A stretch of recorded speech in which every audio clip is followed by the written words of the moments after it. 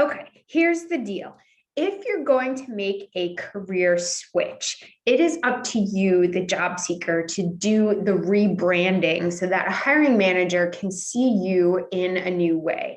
A hiring manager doesn't necessarily care that you're making a switch, but they do want to see very clearly and very easily that you can do the job and make progress in this new role without a lot of hand-holding or a lot of training. So it's up to you to do the rebranding on your LinkedIn, on your resume, when you're answering interview questions. And so what does that look like? Well, obviously it looks different for different professions, but essentially what it comes down to is understanding your audience and their pain points, looking at the job description and understanding what the goals and measurements of the role are, and then looking at your transferable skills, strengths, and abilities to see how they can solve these problems, and then put them together in a story that shows this to the hiring manager. Now, all of that sounds like it makes sense and it's like, great, I can do that.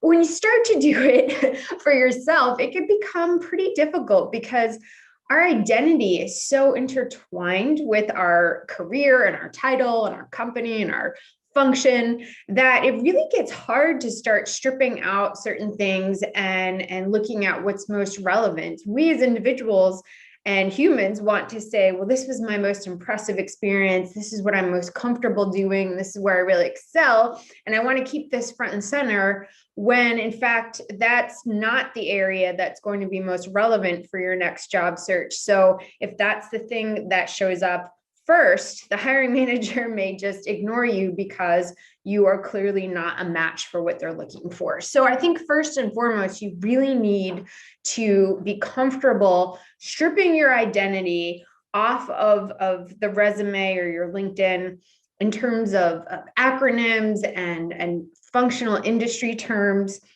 looking at that job description or that role and saying, I'm just going to take a blank sheet of paper and write down all of the skills and experiences and accomplishments I have that show that I can do this particular role, and just start writing them down on a blank piece of paper, and then rebuild your resume and your LinkedIn profile from that information. Because it's much harder to look at a resume that you've used for years, or a LinkedIn profile, or answers to behavioral questions that you're just so comfortable with, and to rework them to fit. It's much easier, believe it or not, to just go from a blank slate and rebuild that profile of yourself to really identify with the new path that you're on. So this is super critical.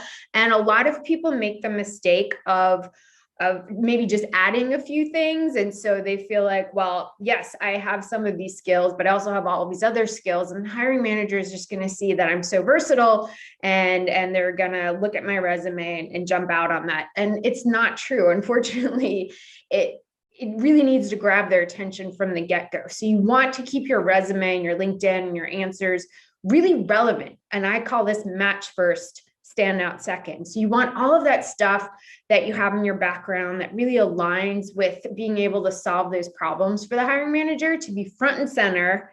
And then when you get down to the top, 2 or 3 candidates and you're in the finalist pool and they ask, well, what makes you different? Now you can pull out some of these interesting things that make you unique. So this is my advice for how to rebrand yourself if you're making a switch. And I think even if you're not making a switch, this is a good exercise to go through as you're applying to jobs and going through the process, because even if you're a traditional candidate, there might be some things that are very specific to this role or this company or this hiring manager or hiring team that you want to make sure are front and center when you apply to that job.